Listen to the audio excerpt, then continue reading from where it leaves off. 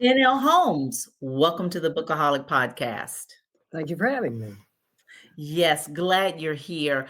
I so enjoy interviewing guests who have such a full scope of life, and maybe they have started at one point and ended up in another, and it's just so enjoyable to see leaps of faith, just undeniable fortitude, and people being able to accept change and go forward and live out their dreams. I love it. So we're going to start this interview very linearly. And we're going to start at the top. And your first, I will say, official, probably adult profession is that you started out as a nun. And then you went to become an archaeologist. So one wonders, how does one go from being a nun, who those of us on the other side of being, say, outside of the church, we feel like, or I feel like when people say that they are pastors or priests or nuns, they fully embraced for all their lifetime being in that space. And so for those who step outside of that space, maybe not outside of their faith, but just outside of that space, it makes you wonder why. How does one go from being a nun? Because then the public, there's a nun, be on your best behavior, do that type of thing. And how do you go from one place to the other? I wasn't born in the convent, so there was already some interest and ties. I actually was an antiques dealer before I entered the convent. Oh, I, wow. yeah, yeah, Even more varied life. yeah. There were quite a few little side trips along the way, but this was in the '60s, and we were all looking for meaning and what have you. And Oh, some of yeah. my friends were joining ashrams and things, and being Catholic, the convent was a radical choice that was obvious to me. I entered at the age of 21 and I stayed for 19 years. Wow.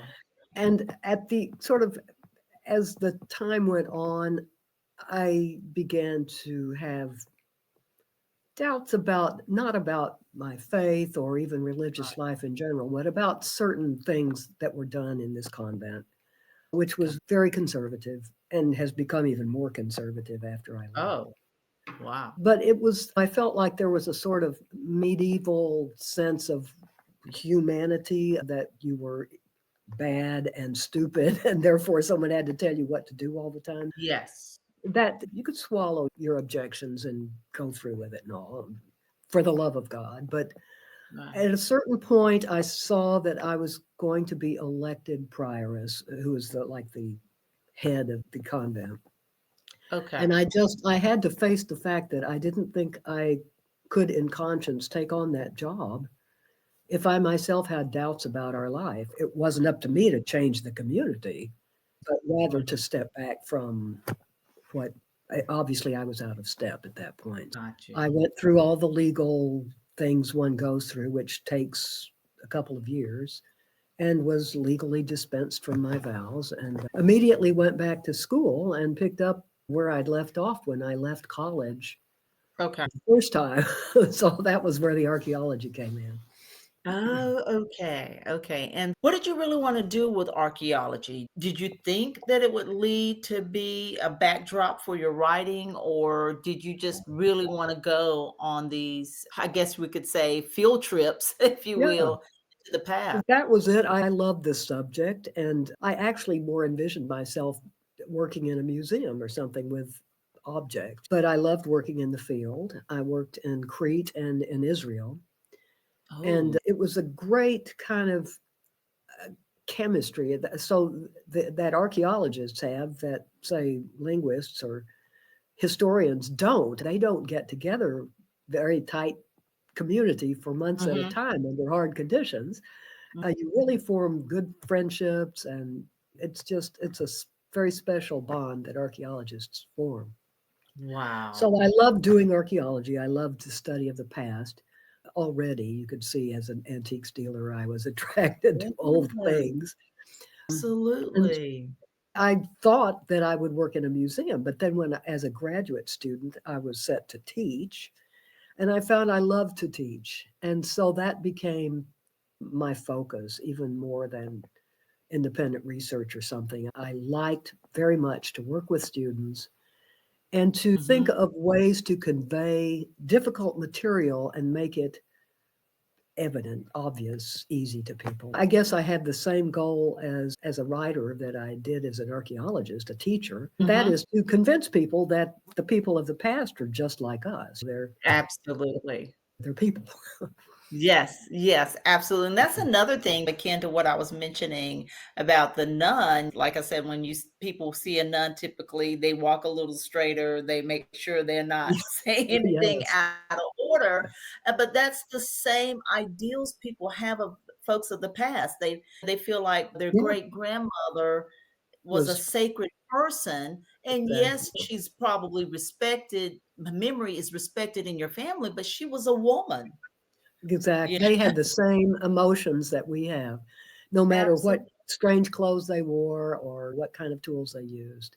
They were like Absolutely. us. And that's what's been liberating about writing fiction as opposed to writing history, that you can put yourself in their place and imagine what they would have felt. And it's, in a way, it explains better their actions, their decisions, going to war or making a Yeah, treaty. There were yeah, human beings doing this and they had a motive. So that's something I yes, think we can understand. absolutely, absolutely. You, again, you are a pretty busy person. Your span of life is marked that you're certainly been a busy person. You've written 13 books, and you're the creator of the Lord Hanney Mysteries. So tell us a little bit about the Lord Hanney Mysteries. It's a series of 6 books that each of which has a murder mystery in it, but there's also an overall arc that is historical. So it deals with this Lord Hani, who was a real person. He was an Egyptian diplomat of the 14th century BC, whose Mhm. name shows up in some documents that we call the Amarna letters. They were a set of diplomatic correspondences that we just happened to discover from the reign of Akhenaten and his father, Amenhotep III. So, in Mhm. reading those documents, I found this character who recurs over and in some very interesting and serious diplomatic missions. And so I started thinking, what kind of guy would this have been, whose career spanned several reigns and was obviously very trusted? And at one point, the king says of him, everybody's happy when Hani comes. So I thought, well, he must have been a really nice guy. Yeah. So this gave me my character, and then I took each of the little historical snippets in which he appears and turned that into an incident in one of the books. And so there's this political intrigue that covers the reign of Akhenaten, a period of about 17 years. And then Mhm. also in each book there's a murder mystery. And then there's Okay. also a family drama that features one or another of Hani's family as it goes along. So I feel you get to know him and his family pretty well over the course of the books. Oh, wow, okay. I like that, I like the sound of that. Oh, man, so I'm really intrigued. Imma have to Go read them. try the first one out. And then now you also have the Empire at Twilight series, a Um, historical fiction set into the 13th century during the Hittite Empire. So tell us a little bit about that. Is it a spinoff of Hani? it's not really. It takes place about 100 years later, and Okay. there, it's not so much a series. There's no kind of connection of stories, so much as a shared world. So what I've done is take the last couple of generations of the Hittite Empire. I'm going to follow it through till their empire collapses. Okay. Uh, and there are characters that recur in each book, but the protagonist is different. So there's not the same kind of connection between them. Here I've used major historical figures or events, but then often I look at them through the lens of a minor character. So, for example, Mhm. the protagonist in the first book is a charioteer. He's a real person, but we don't know anything about him in real life. We have his view of something that happens. In another book, Right. it's the Queen's Chancellor, or not, that's not the word, Chamberlain, who Right. is the witness and a kind of a participant to a real historical event, which was her divorce from her husband, who Okay. was the king of a little kingdom that was a tributary kingdom of the Hittite Empire. And this is really the incident that started my whole career as a novelist because I had given my students in a class these few little documents we had about this divorce and said, here's what we know, tell me what happened. And it was pretty clear that you couldn't say much without going off into fiction. So I thought, well, gee, next time when I retire, let's say, next time I get some time, I think I'll pursue this in a fictional way and fill in the gaps of what we know as they might have occurred. And so that's how that series started, with this assignment that I made to my students. Okay. Oh, yes, exactly, exactly. Now tell us about your latest series. That's more in the modern times, right? No, it's set in the same period as the Lord Hani mysteries. The protagonist here is the daughter of Hani. We, Oh, and yeah, it's called the series called Hani's daughter mysteries. oh, Easy Enough. Easy enough. And we And met her in the very first Hani book at the age of 7, and then of course she grows as the series progresses. And by this point, she's 24 and is old enough to have her own adventures. oh, okay. And it still sets the tone for mystery in each book. Yes, these are completely separate cozy mysteries. So they're shorter books, they're much more simple plots. Cozy mysteries, just what you'd expect, but set in ancient Egypt. Yes, yes. And so the latest one is titled what? Your latest novel is titled what? The latest one is the melody of evil. Okay. All right. So tell us a little bit about the Melody of Evil. And is that part of the Hanny's daughter?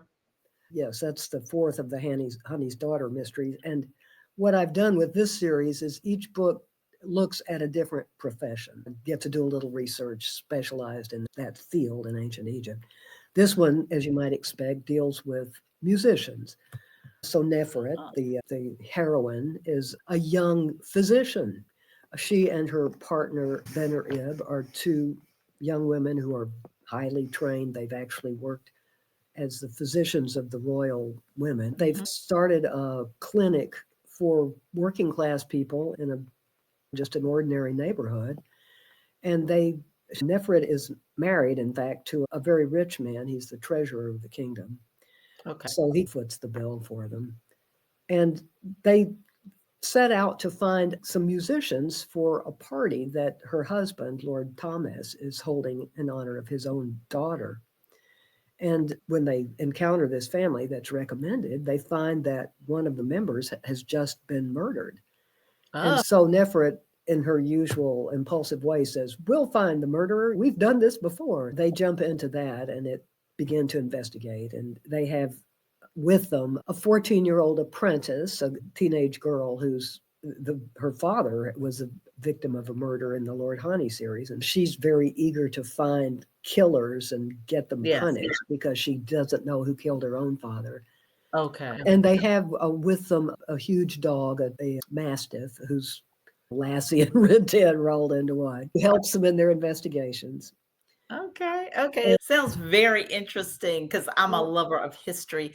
Now, when you describe these women and they're in the maybe the 13th century, we always see women, especially from the 13th century, heck, from the 19th century, as demure, not being really bold and yeah, adventurous, and certainly not seeking out murderers. So, yeah. how do you convey that for authentic reasons as you're reading that book and you're not saying women during this time period were not like that?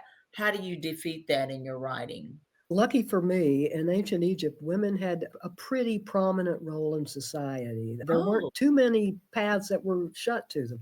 For okay, example, Nefret and her partner are physicians, and there actually okay. were women physicians in those days. A lot of them were village healers, but there were recording certain physicians, at least early on, who were women, and so they must have been a little bit literate at least. Literacy was Yes. very uncommon even for men, but the fact that Nefret has in her family, practically everybody is a scribe, every male, so she wouldn't have lacked for people to teach her how to read and write. So I don't think Right. that's too implausible, even though we Right. don't have records of women reading and writing. Right. But then otherwise, I think through the course of the Lord Hani mysteries, I've set her up as a person who doesn't let social expectations stop her much. She's the youngest of five children. She's always out there with the boys, scrapping, and people who have followed that series will expect her to get out there and push her way into things. But in Okay. fact, yeah, but in fact, there were women in prominent positions in Egypt, including, of course, rulers, but also mayors of villages, and they could sit on village councils and therefore act as judges and stuff. So they could be witnesses in cases, they could own property, and they had equal rights with men, even though it was still heavily weighted towards men. But that's Gotcha. today's situation, isn't it? I mean, I guess so. We won't so talk about that. now, Egypt was a society where it's not implausible for a woman to have a career or to jump into something like this and deal with men on a pretty much equal basis. And she obviously, this character doesn't have any problems with her husband on that end either. He must be an understanding husband or a kind of liberated husband of that Yeah. era. Yes, it's a peculiar relationship. Her husband is much older. He's actually a friend of her father's. And they entered into marriage. She talked him into this marriage because he had just been widowed and was traumatized by it, never wanted to see another woman, that sort of thing. Oh, And she's a lesbian. And her partner physician are in fact life partners.